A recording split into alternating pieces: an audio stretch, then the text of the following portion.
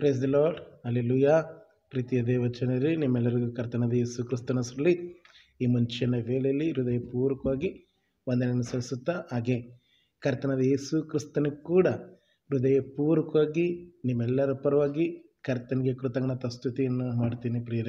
ಪ್ರಿಯ ದೇವಚನರೇ, ನಾವೆಲ್ಲರೂ ಕರ್ತನ ಸಮ್ಮುಖದಲ್ಲಿ ಎದ್ದ ತಕ್ಷಣ ಕೃತಜ್ಞತಾ ಸ್ತುತಿಯನ್ನು ಮಾಡಿ ಈ ದಿನವನ್ನು ಪ್ರಾರಂಭಿಸೋದಾದರೆ ಖಂಡಿತಲೂ ದೇವರು ನಮ್ಮ ಜೊತೆಯಲ್ಲಿ ನಮ್ಮ ಕಾಲು ಕಲ್ಲಿಗೆ ತಗಲದಂತೆ ಕಾಯ್ದು ಕಾಪಾಡಲು ಯಾವಾಗಲೂ ನಮ್ಮ ಜೊತೆಯಲ್ಲಿ ಇರುವಂಥದ್ದಾನೆ.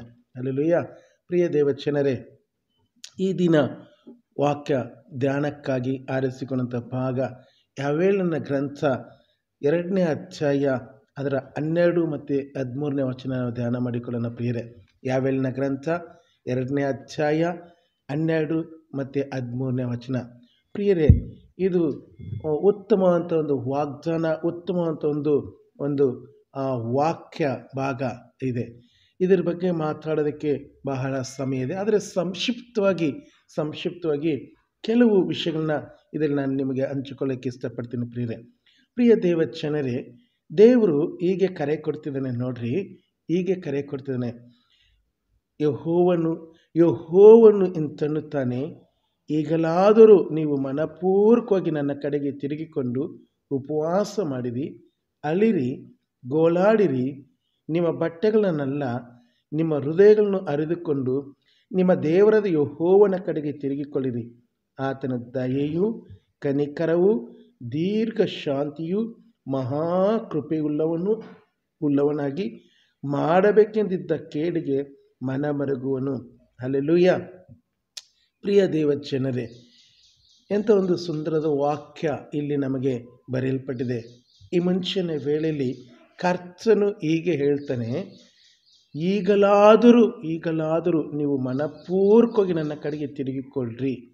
ಮನಪೂರ್ವಕವಾಗಿ. ಪ್ರಿಯ ದೇವಜನರೇ, ಎಷ್ಟು ಜನರು ಇವತ್ತು ಮನಪೂರ್ವಕವಾಗಿ ನಾವು ಕರ್ತನ ಕಡೆಗೆ ತಿರುಗಿಕೊಂಡಿದ್ದೀವಿ?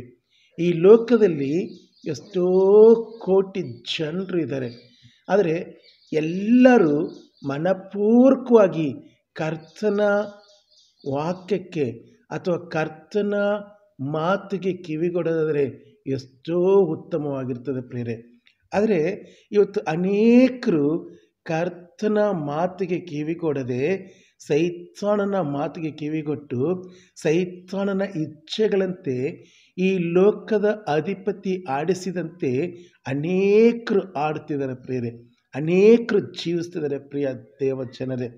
ಪ್ರಿಯ ದೇವಜನರೇ, ನಾವಾದರೂ ಅವರ ಮುಂದೆ ಸಾಕ್ಷಿಗಳಾಗಿರಬೇಕು, ನಿರ್ದೋಷಿಗಳಾಗಿರಬೇಕು, ನಿಷ್ಠಾವಂತರಾಗಿರಬೇಕು, ನೀತಿವಂತರಾಗಿರಬೇಕೆಂದಾಗಿ ದೇವರು ನಮಗೊಂದು ಅವಕಾಶವನ್ನು ಕೊಟ್ಟು ನಮಗೂ ಕೂಡ ಈ ವಾಕ್ಯ ಅನ್ವಯಿಸುವ ಹಾಗೆ ಕರೆ ಕೊಡ್ತಿದ್ದಾನೆ. ಪ್ರಿಯರೇ, ಈಗಲಾದರೂ ನೀವು ಎಂಬುದಾಗಿ ಬರೆಯಲ್ಪಟ್ಟಿದೆ. ಇಲ್ಲಿ ನಂಬಿದವರು, ನಂಬದೆ ಇರತಕ್ಕಂಥವ್ರು ಅಂತ ಏನಿಲ್ಲ, ಸತ್ಯವಂತರು, ಅಸತ್ಯವಂತರು ಎಂಬುದಾಗಿ ಏನಿಲ್ಲ, ಎಲ್ಲರಿಗೂ ಹೇಳ್ತಿದ್ರೆ ನೀವಾದರೂ ಮನಪೂರ್ವಕವಾಗಿ. ಪ್ರಿಯ ದೇವಜನರೇ, ಕ್ರೈಸ್ತ ಮಕ್ಕಳನಿಸಿಕೊಂಡ ನಾವು, ದೇವರ ಮಕ್ಕಳನಿಸಿಕೊಂಡಂಥ ನಾವು ಅನೇಕ ಸಮಯದಲ್ಲಿ ದೇವರಿಗೆ ವಿರುದ್ಧವಾಗಿ ಕಾರ್ಯಗಳನ್ನು ಮಾಡೋದು ಉಂಟು. ಅದಕ್ಕೆ ದೇವರು ಹೇಳ್ತಿದ್ದಾನೆ, ಈಗಲಾದರೂ ನೀವು ಮನಪೂರ್ವಕವಾಗಿ ನನ್ನ ಕಡೆಗೆ ತಿರುಗಿಕೊಳ್ಳ್ರಿ ಎಂದಾಗಿ ಕರೆ ಕೊಡ್ತೇನೆ. ಪ್ರಿಯ ದೇವಜನರೇ, ಮನಪೂರ್ವಕವಾಗಿ ತಿರುಗಿಕೊಂಡು ಅದಾದ ನಂತರ ನಾವೇನು ಮಾಡಬೇಕು? ಉಪವಾಸ ಮಾಡಬೇಕು. ಪ್ರಿಯರೇ, ಇವತ್ತು ಅನೇಕರು ಉಪವಾಸ ಮಾಡ್ತಾರೆ. ಭಾನುವಾರ ಉಪವಾಸ ಮಾಡ್ತಾರೆ, ಶುಕ್ರವಾರ ಉಪವಾಸ ಮಾಡ್ತಾರೆ, ಶನಿವಾರ ಉಪವಾಸ ಮಾಡ್ತಾರೆ, ತಿಂಗಳಲ್ಲಿ 3 ದಿನ ಉಪವಾಸ ಮಾಡ್ತಾರೆ, ವಾರಕ್ಕೊಂದು ದಿನ ಉಪವಾಸ ಮಾಡ್ತಾರೆ, ಅಥವಾ ಈ 10 ದಿನ, 11 ದಿನ, 21 ದಿನ ಹೀಗೆ ಉಪವಾಸ ಮಾಡ್ತಾರೆ ಪ್ರಿಯರೇ. ಆದರೆ ದೇವರು ವಾಕ್ಯ ಹೇಳ್ತದೆ, ನೀವು ಮನಪೂರ್ವಕವಾಗಿ ತಿರುಗಿಕೊಳ್ಳದೆ ಹೋದರೆ ನೀವು ಎಷ್ಟೇ ದಿನಗಳು ಉಪವಾಸ ಇದ್ದರೂ ಆ ಉಪವಾಸಕ್ಕೆ ನಾನು ಉತ್ತರ ಕೊಡೋದಿಲ್ಲ ಎಂದಾಗಿ ದೇವರ ವಾಕ್ಯ ಹೇಳ್ತದೆ. ಪ್ರಿಯ ದೇವಜನರೇ, ನಾವು ಯಾವಾಗ ಮನಪೂರ್ವಕವಾಗಿ ತಿರುಗಿಕೊಳ್ತೀವೋ ಆಗ ಉಪವಾಸ ಮಾಡಿರಿ, ಅಳಿರಿ, ಗೋಳಾಡಿರಿ ಎಂದಾಗಿ ದೇವರ ವಾಕ್ಯ ಹೇಳ್ತದೆ.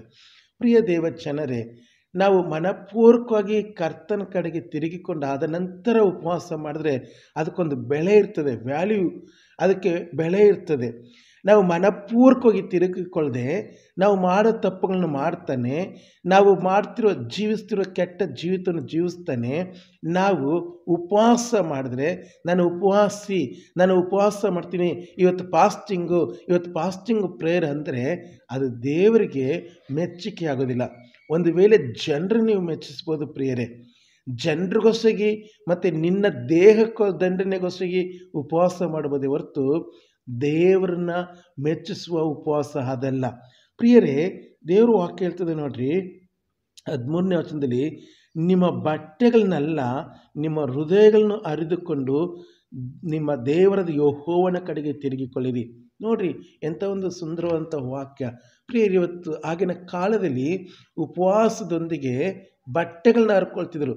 ಅದು ಪಶ್ಚಾತ್ತಾಪಕ್ಕೆ ಸೂಚನೆ ಕೊಡ್ತಿತ್ತು, ಮಾನಸಾಂತರಕ್ಕೆ ಸೂಚನೆ ಕೊಡ್ತಿತ್ತು.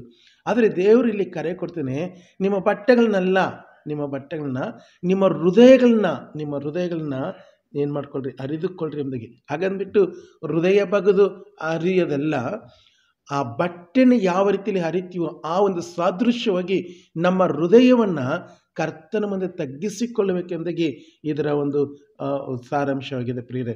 ಪ್ರಿಯರೇ, ದೇವರ ಕಡೆಗೆ ತಿರುಗಿಕೊಳ್ಳಬೇಕು. ಯಾಕೆ ತಿರುಗಿಕೊಂಡ್ರೆ ಆತನ ದಯೆಯು, ಕನಿಕರವು, ದೀರ್ಘ ಶಾಂತಿಯು, ಮಹಾಕೃಪೆಯುಳ್ಳವನಾಗಿ ಯಾವಾಗಲೂ ನಮಗೆ ಉಪಕಾರ ಮಾಡೋದಾಗಿರ್ತಾನೆ ಹೊರತು ಯಾವ ಕಾರಣಕ್ಕೂ ಕೇಡು ಮಾಡೋದಿಲ್ಲ. ಕೇಡು ಮಾಡಬೇಕೆಂದಾಗಿದ್ದರೂ ಕೂಡ ಮನಮರುಗು ಮನಮರುಗಿ ಅದನ್ನು ಮಾಡೋದಿಲ್ಲ ಪ್ರಿಯರೇ. ಅದರಿಂದ ಪ್ರಿಯ ದೇವಚನರೇ, ಇವತ್ತು ನೀವು ಉಪವಾಸ ಮಾಡಿದರೆ, ನಿಮ್ಮ ಪ್ರಾರ್ಥನೆ ದೇವರು ಕೇಳಬೇಕಾದ್ರೆ, ನೀವು ಆಶೀರ್ವದಿಸಲ್ಪಡಬೇಕಾದ್ರೆ ಮೊದಲನೇದ ಕಾರ್ಯ ಮನಪೂರ್ವಕವಾಗಿ ಕರ್ತನ ಕಡೆಗೆ ತಿರುಗಿಕೊಳ್ಳಬೇಕು. ನೀವು ಮನಪೂರ್ವಕವಾಗಿ ಕರ್ತನ ಕಡೆಗೆ ತಿರುಗಿಕೊಂಡ್ರೆ ಆಮೇಲೆ ನೀವು ಉಪವಾಸ ಮಾಡಿರಿ. ಎಷ್ಟು ದಿನ ಆದರೂ ಉಪವಾಸ ಮಾಡಿರಿ, ಬೇಡಂತಿಲ್ಲ. ಮನಪೂರ್ವಕವಾಗಿ ಕರ್ತನ ಕಡೆಗೆ ತಿರುಗಿಕೊಂಡು ಉಪವಾಸ ಮಾಡೋದರೆ, ಪ್ರಾರ್ಥನೆ ಮಾಡೋದರೆ ನೀವು ಆಶೀರ್ವದಿಸಲ್ಪಡ್ತೀರಾ. ನಿಮ್ಮ ಮೇಲೆ ಯಾವಾಗಲೂ ಆತನ ದಯೆ ಇರ್ತದೆ, ಆತನ ಶುಭ ಎಲ್ಲ ಸಮಯದಲ್ಲಿ ಇರುವಂಥದ್ದು. ಹಾಗಾಗುವಂತೆ ನಮ್ಮನ್ನು ತಗ್ಗಿಸಿಕೊಂಡು ಮನಪೂರ್ವಕವಾಗಿ ತಿರುಗಿಸುವ ಹಾಗೆ ದೇವರನ್ನು ಕೇಳಿಕೊಳ್ಳೋಣ, ಪ್ರಾರ್ಥನೆ ಮಾಡೋಣ. ಪರಿಶುದ್ಧನು ಪರಮ ಪವಿತ್ರನಂತ ನನ್ನ ಕರ್ತನೆ, ನಿಮಗೆ ಸ್ತೋತ್ರಪ್ಪ. ಕರ್ತನೆ, ನಿಮ್ಮ ಮಕ್ಕಳಿಗೆ ಇವತ್ತು ನೀವು ಕರೆ ಕೊಟ್ಟಿದ್ದೀರ ಸ್ವಾಮಿ, ಮನಪೂರ್ವಕವಾಗಿ ನೀವು ತಿರುಗಿಕೊಳ್ಳಿ ಎಂಬುದಾಗಿ ಕರ್ತನೆ. ಅಂದರೆ ರಾಜ, ನಾವು ಮನಪೂರ್ವಕವಾಗಿ ನಿಮ್ಮ ಕಡೆಗೆ ತಿರುಗಿಕೊಳ್ಳೋದರೆ ನಮಗೆ ನೀವು ಎಂತೆಂಥ ಆಶೀರ್ವಾದಗಳನ್ನ ಇಟ್ಟಿದ್ದೀರ ಸ್ವಾಮಿ. ಕರ್ತನೆ, ನಿಮ್ಮ ದಯೆ, ನಿಮ್ಮ ಕರುಣೆ, ನಿಮ್ಮ ಪ್ರೀತಿ, ನಿಮಗೆ ದೀರ್ಘ ಶಾಂತಿ ಮತ್ತು ಕರ್ತನೆ ನಿಮ್ಮ ಮಹಾಕೃಪೆ ಯಾವಾಗಲೂ ನಮ್ಮ ಮೇಲೆ ಇರಿಸಿರೋದಕ್ಕಾಗಿ ನಿಮ್ಮ ಸ್ತೋತ್ರ ಸ್ವಾಮಿ. ಕರ್ತನೆ, ವಿಶೇಷವಾಗಿ ಈ ದಿನ ವಾಕ್ಯವನ್ನು ಧ್ಯಾನ ಮಾಡ್ತಿರುವಂಥ ನನ್ನೆಲ್ಲ ಪ್ರಿಯ ಸಹೋದರ ಸಹೋದರಿಯರ ಜೊತೆಯಲ್ಲಿ ಮಾತನಾಡಿ ಅವರು ಕರ್ತನೆ ಪರಿಪೂರ್ಣವಾಗಿ ಮನ ತಿರುಗುವಾಗಿ ಕೃಪೆ ಕೊಡಿ ಎಂಬುದಾಗಿ ಕೇಳಿಕೊಳ್ತಾರೆ. ಅಚ್ಚ, ಯಾವ ವಿಷಯದಲ್ಲಿ ಬಿದ್ದು ಹೋಗಿದ್ದಾರೋ ಆ ವಿಷಯದಲ್ಲಿ ಎಚ್ಚರಿಸಿ ಸ್ವಾಮಿ. ಕರ್ತನೆಯನ್ನು ಕಡೆಗೆ ತಿರುಗಿಕೊಂಡು ಈ ವಾಕ್ಯದಲ್ಲಿ ಕೊಡಲ್ಪಟ್ಟಂಥ ಎಲ್ಲ ಆಶೀರ್ವಾದಗಳನ್ನ ಅವರು ಹೊಂದಿಕೊಳ್ಳುವಾಗೆ ಕೃಪೆ ಕೊಡಿ ಎಂಬುದಾಗಿ ಕೇಳಿಕೊಳ್ತಾರೆ. ಅಚ್ಚ, ಆಶೀರ್ವಾದ ಮಾಡಿರಿ, ಮಹಿಮೆ ಹೊಂದ್ರಿ ಎಂಬುದಾಗಿ ಯೇಸುವಿನ ನಾಮದಲ್ಲಿ ಕೇಳಿಕೊಳ್ತೀನಿ, ಜೀವವುಳ್ಳ ತಂದೆ, ಆಮೆನ್. Price lord. ದೇವರು ನಿಮ್ಮನ್ನು ಆಶೀರ್ವಾದ ಮಾಡಲಿ. ಈ ವಾಕ್ಯಗಳನ್ನು ಹೆಚ್ಚಾಗಿ ಧ್ಯಾನ ಮಾಡಿರಿ, ಓದಿರಿ. ಇನ್ನು ಅನೇಕ ಗೂಢಾರ್ಥಗಳು ದೇವರ ಆತ್ಮನ ನಿಮಗೆ ತಿಳಿಸುತ್ತೇನೆ. God bless you.